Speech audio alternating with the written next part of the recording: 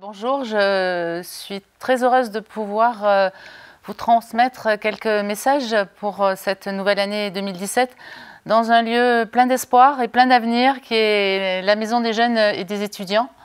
Je crois que c'était pour moi le véritable lieu où il fallait être aujourd'hui, puisque c'est ce trait d'union entre 2016 et 2017. Et vous rappelez que cette Maison des Jeunes et des Étudiants a ouvert au printemps 2016. Alors, je suis entourée de Théo, Mathis, Léa, Pauline, Marine et Mylène qui sont autour de moi donc pour vous transmettre et m'accompagner du moins dans ces vœux pour 2017. Un des premiers sujets, je crois, dont je voulais vous parler, c'est un sujet qui est pour moi primordial, c'est la future communauté d'agglomération. Puisque au 1er janvier 2017, donc là, nous entrons dans un nouveau millénaire pour ces territoires. C'est vraiment important aujourd'hui de construire un périmètre plus grand, périmètre qui va aller, vous le savez, mais je le répète, de Saïnes-les-Alpes à Château-Arnoux-Saint-Auban, et puis de Digne-les-Bains, La Robine, jusqu'à Moustier-Sainte-Marie.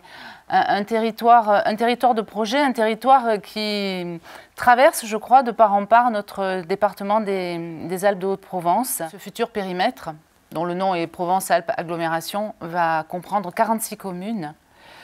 Et les 46 communes, avec les présidents notamment des 5 communautés de communes fusionnées, avec les techniciens, ont travaillé d'arrache-pied. Ça a été un travail considérable pour être prêt pour ce 1er janvier 2017.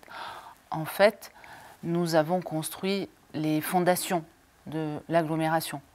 Après, toute la partie projet dynamique, sachant que nous avons tous, et nous sommes solidaires sur l'ambition que nous voulons pour notre territoire, tout va se construire après au fil des mois, à partir du 1er janvier 2017. Mais savoir que donc, nous avons travaillé en comité de pilotage, en comité technique, pour que toutes les compétences soient organisées et prêtes au 1er janvier 2017.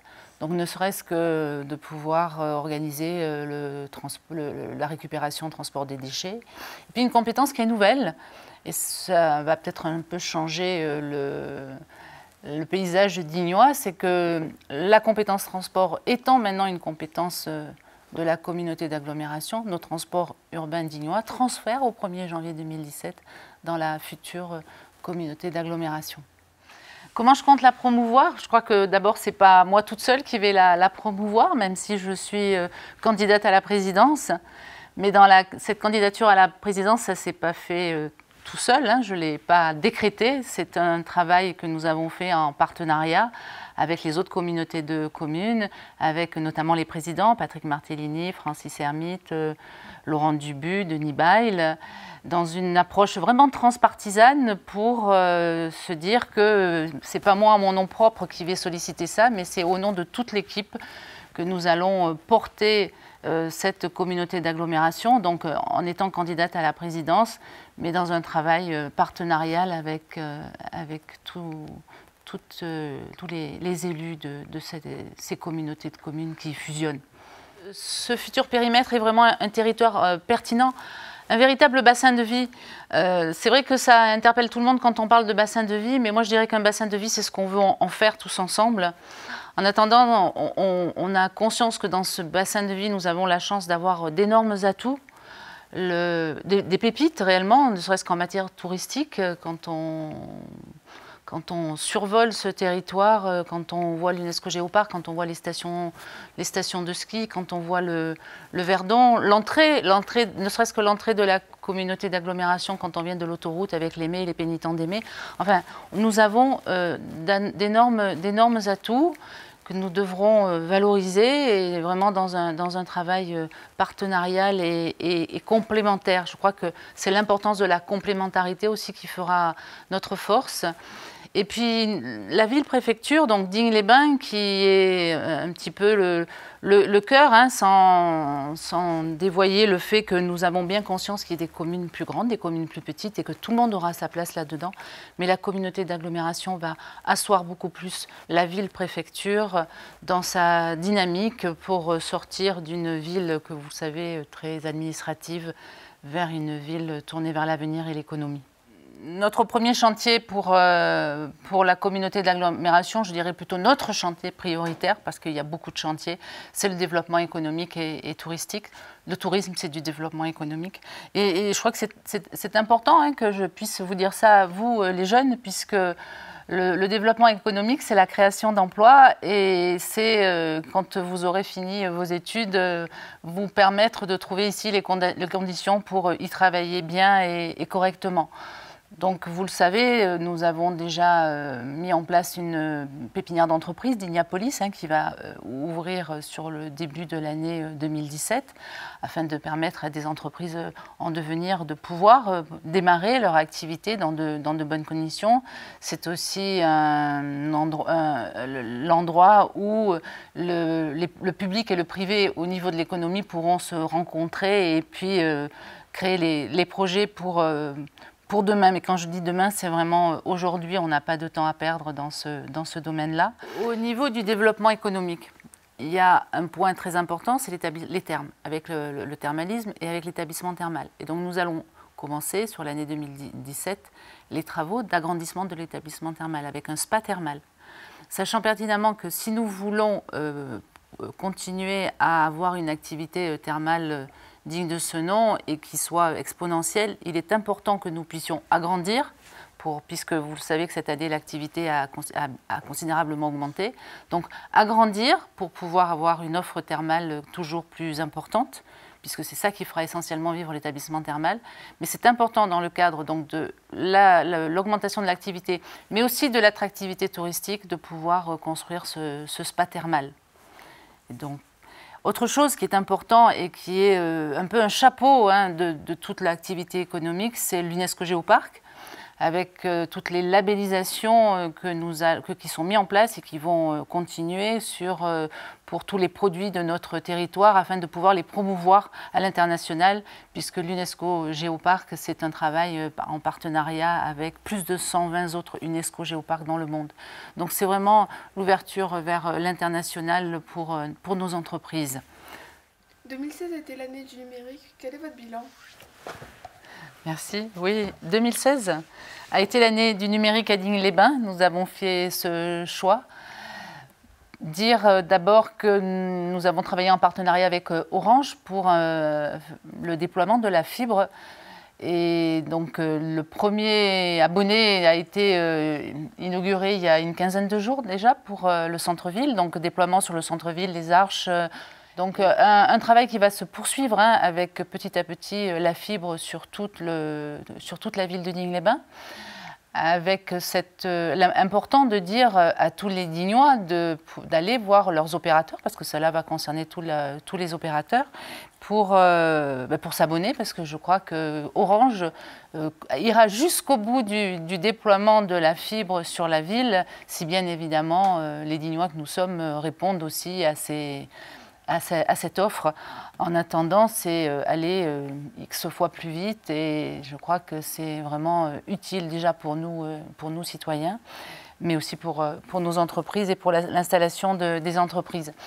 Donc on parle de la fibre avec Orange sur Digne, on parle de la fibre avec le syndicat mixte PACA très haut débit pour les autres territoires ruraux, hein, puisque là c'est le public qui déploie la fibre en partenariat avec le département, la région, sur tout notre département des Alpes de Haute-Provence, pour qu'au moins 70% de la population ait accès au très haut débit en 2020. Pour revenir à la ville de Digne-les-Bains, déjà en pratique, vous avez pu vous rendre compte que quand vous allez en centre-ville, vous pouvez vous connecter avec la Wi-Fi en centre-ville et à l'Office du tourisme. Des points importants aussi hein, qui ont eu lieu, et je remercie les services pour ça, c'est le 3 donc ville internet pour Digne-les-Bains, c'était 2016, et puis le label d'or territoire innovant pour 2 applications au niveau du musée Gassendi. L'innovation, ça passe également par un projet phare pour nous qui est la maison de santé. La maison Irène Joliot-Curie qui va ouvrir au mois de mars 2017. La ville de Digne-les-Bains s'est engagée dans ce projet pour répondre à un enjeu fort qui est la problématique de la désertification médicale et de permettre donc aux professionnels de santé, dans un travail commun, en partenariat, de pouvoir collaborer et prendre en charge efficacement nos patients. Donc je suis ravie moi de voir aujourd'hui la dizaine de professionnels qui participent à ce projet, de les voir ensemble, motivés. Je sais, j'ai encore appris il y a quelques jours qu'un nouveau professionnel de santé était partant pour s'installer.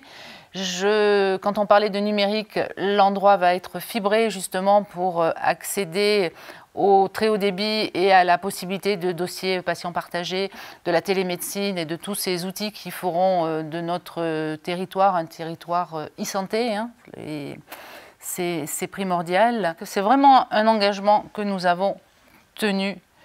Et dans la suite donc, des projets et de la configuration un petit peu de la dynamique de la ville de Digne-les-Bains et de ce qui se change dans le paysage de notre ville, il y a le tribunal. Hein, vous avez vu ce magnifique bâtiment donc, prendre place dans notre centre ancien.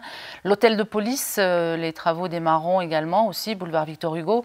Et à ce stade, c'est important de dire que nous sommes bien entourés par des équipes de la police nationale, par les équipes des secours hein, du SDIS, qui nous accompagnent au quotidien pour que tout citoyen que nous sommes puissions vivre en sécurité et dans cette ville. Et donc je tenais à les remercier très sincèrement pour tout le travail qu'ils font avec nous au quotidien.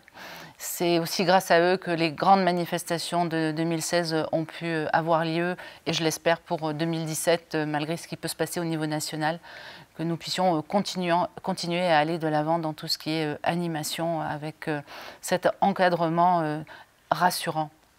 Les autres aspects dans les projets de la ville de Digne qui vont changer également le paysage, c'est tout le travail qui va se faire sur la place du marché. Cette place qui est vraiment le trait d'union qui doit donner du corps à notre centre ancien, hein, même si d'autres projets devront être déclinés sur tout le centre ancien.